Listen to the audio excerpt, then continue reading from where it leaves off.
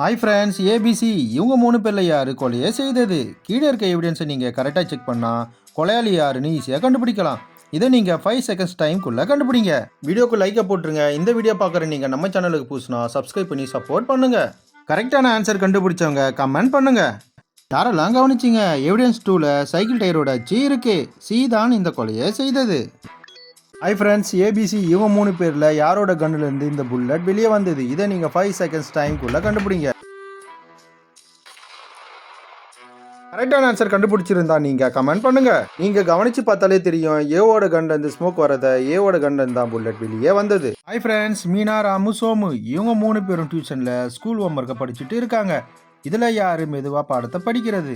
இதை நீங்கள் 5 செகண்ட்ஸ் டைம்குள்ளே கண்டுபிடிங்க. வீடியோக்கு லைக்காக போட்டுருங்க. இந்த வீடியோ பார்க்குற நீங்கள் நம்ம சேனலுக்கு புதுசுனா சப்ஸ்கிரைப் பண்ணி சப்போர்ட் பண்ணுங்க. கரெக்டான ஆன்சர் கண்டுபிடிச்சிருந்தா நீங்கள் கமெண்ட் பண்ணுங்க.